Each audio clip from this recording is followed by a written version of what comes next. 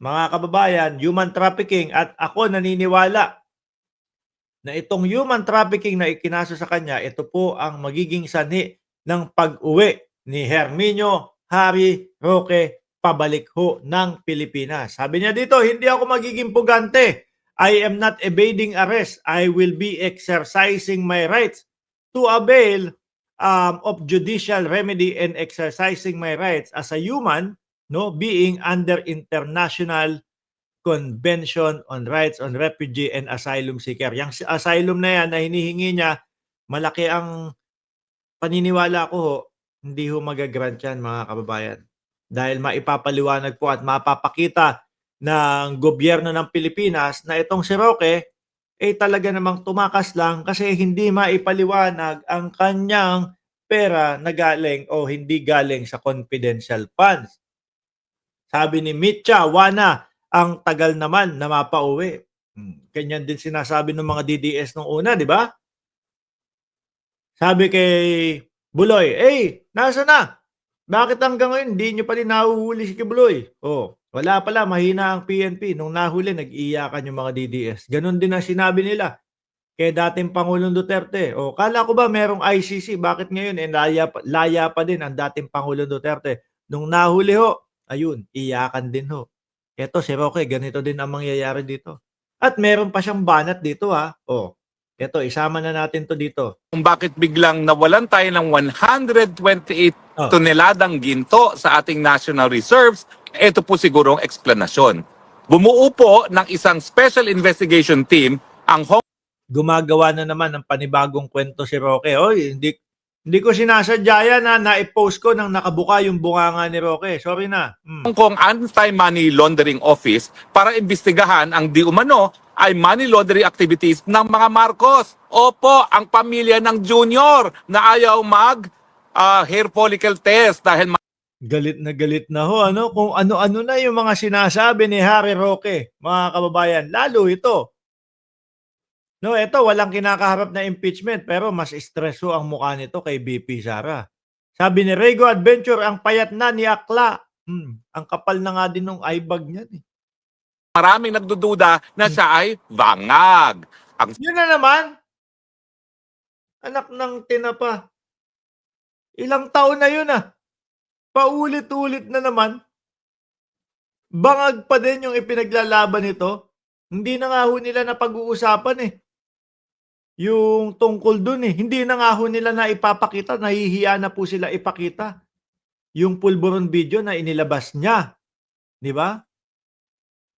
Oh, sabi ni Chi, one squad forever, kaduda-duda, isa kang akla. Uy, Saka ayon po sa Hong Kong Anti-Money Laundering, ito po ay may kinalaman doon sa mahigit 100 billion dollars na money laundering activities involving no less than hirap na ho mag-imbento tong si si Roque, mga bossing. Tapos hanggang ngayon ay, ayun, pugante pa din ho. No? 350 tons of gold deposit. Oh, Mantakin nyo yan. At itong mga aktibidades na ito ay nangyari between,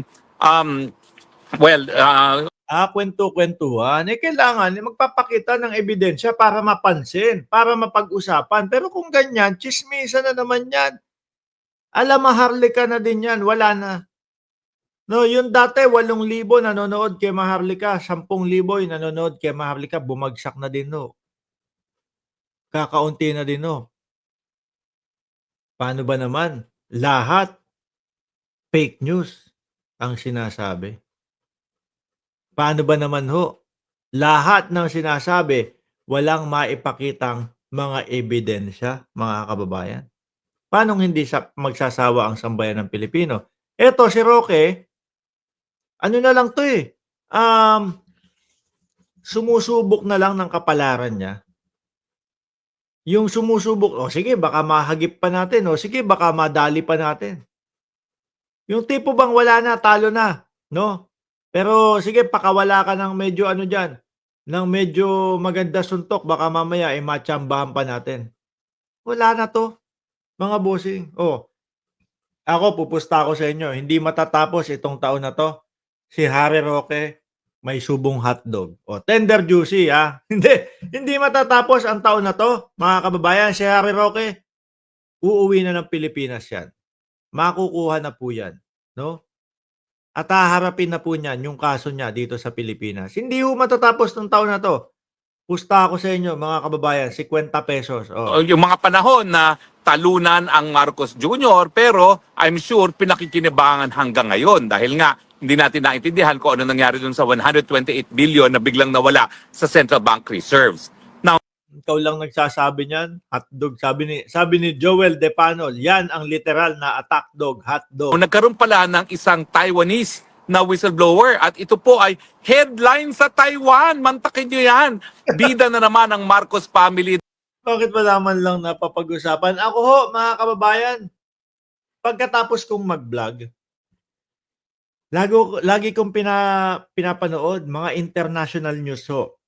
Ano?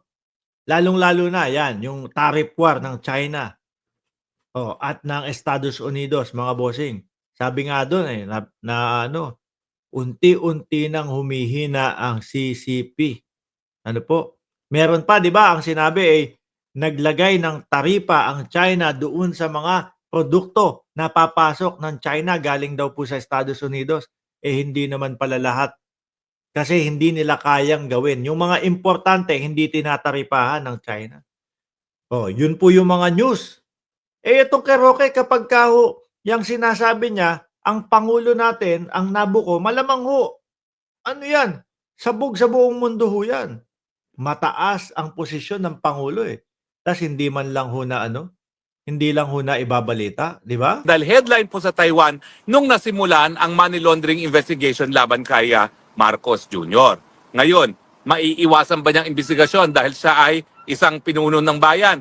Hindi po, No. kasi Bakit wala? Walang patawag, hindi namin naririnig. Ikaw lang ang nagsasabi. Kasi maski sa Pilipinas, meron siyang immunity sa prosecution. Pero hindi po yan immunity sa investigasyon. Kaya nga po nananawagan ako na kung ang mga dayuhan gaya ng Hong Kong at Taiwan ay nag-iimbesta sa money laundering, bakit hindi sa Pilipinas? Kinakailangan po ang ombudsman mag-imbestiga na rin. yung pera mo nga hindi mo maipaliwanag sa Pilipinas kaya ka tumakas Tapos ngayon mag-iimbento ka ng kung ano-ano dyan. Di po ba mga kababayan? Hindi ko na ho tatapusin. Alam naman natin na stress lang tong tao na to at puro imbento na lang yung sinasabi. Masasayang lang ho ang oras natin pag patuloy natin pinakinggan etong si Roque, mga bossing. Dahil po inaantok na din ako, ayan, 2,900 viewers. Nagrereklamo yung ibang mga ano natin dyan, Sabi, bakit 600 lang ang like? Maraming salamat po. Magpapaalam na ako. Kayo na po ang bahala kung gusto nyo i-like o ayaw nyo itong video na to. Mamayang gabi po ulit naka-live tayo. Maraming salamat and God bless po sa ating